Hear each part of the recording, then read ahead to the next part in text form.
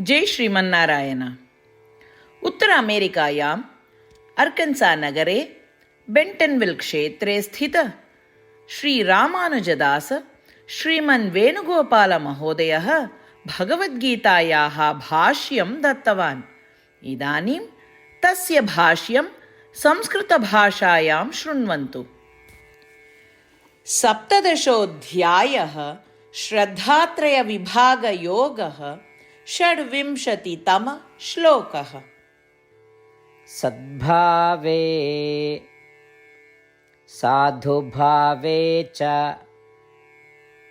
सत् इति एतत् प्रयुज्यते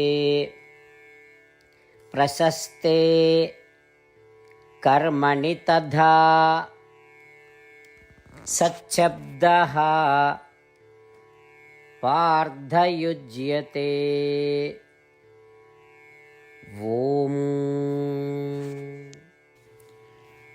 गीताचार्यः श्रीकृष्ण परमात्मा सार्जुनम् अस्मान् सर्वान् श्रद्धात्रयविभागयोगं शिक्षयति।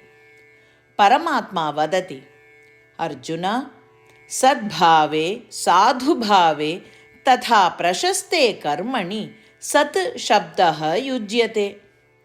सत् शब्दः कुत्र, कथं, किमर्थं च उपयुक्तव्यम् इति श्रीकृष्णपरमात्मा अस्मान् सर्वान् उपदिशति।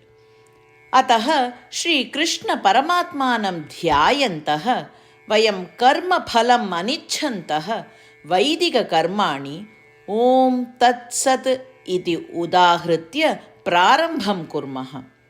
श्रीमन्नारायणप्राप्तिः एव जीवलक्ष्यम् इति मत्वा श्रीमन्नारायणे एव शरणागतिं कुर्वन्तः वयं सर्वे श्रीकृष्णपरमात्मनः वचनानि अनुसरामः। सद्भावे साधुभावे च सदित्येतत् प्रयुज्यते प्रशस्ते कर्मणि तथा सच्छब्दः पार्थयुज्यते। श्रीमद्भगवद्गीतायाः सारांशः, अष्टप्रतिज्ञाः च। श्रीकृष्णपरमात्मना भगवद्गीतायाः 18 अध्याये 65 श्लोकात् 70 श्लोकेषु 8 विषयाः गीतायाः सारांशरूपेण उक्ताः सन्ति।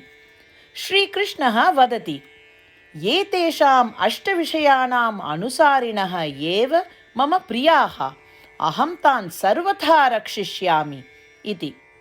श्रीकृष्णपरमात्मनः सम्पूर्णां भगवद्गीतां श्रुत्वा अर्जुनः वदति यत् करिष्ये वचनं तव इत्युक्ते, हे कृष्ण, भवान् यथा वदति तथैव करिष्यामि। अत एव श्रीकृष्णः सर्वविधसाफल्येन जयेन च अर्जुनम् अनुगृहीतवान् अस्ति। वयमपि एतान् 8 विषयान् अनुसरेम इति प्रतिज्ञां कुर्मः। अस्य वचनस्य अपेक्षया अन्य पूजा, तपः, यज्ञः किमपि नास्ति एव। एताः 8 प्रतिज्ञाः स्वमनसि हृदये च धारयन्तु।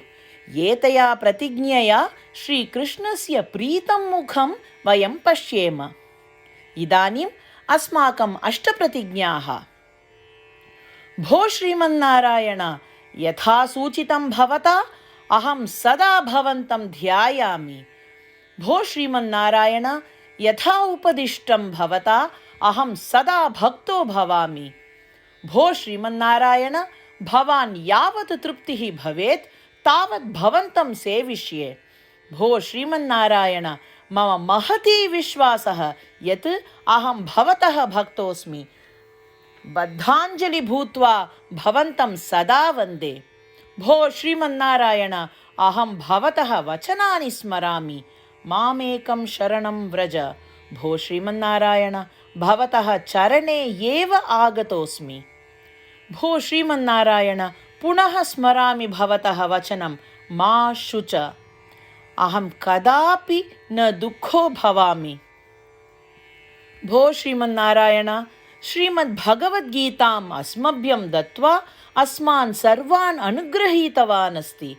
प्रतिदिनं भगवद्गीतायाः एकं श्लोकं वा शृणोमि उत वदामि इति प्रतिज्ञां करिष्ये।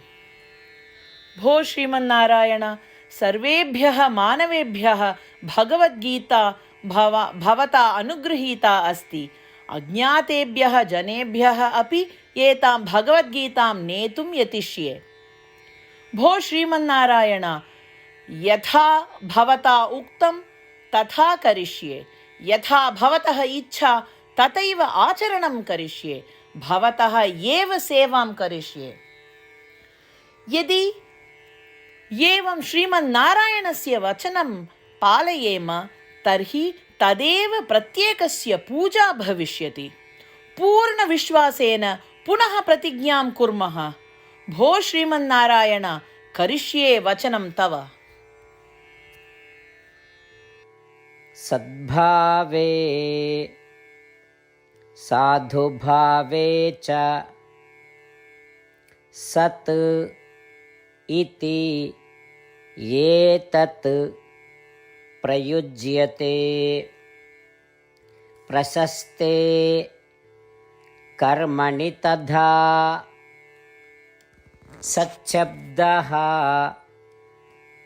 पार्थयुज्यते। ॐ सद्भावे साधुभावे च सदित्येतत् प्रयुज्यते।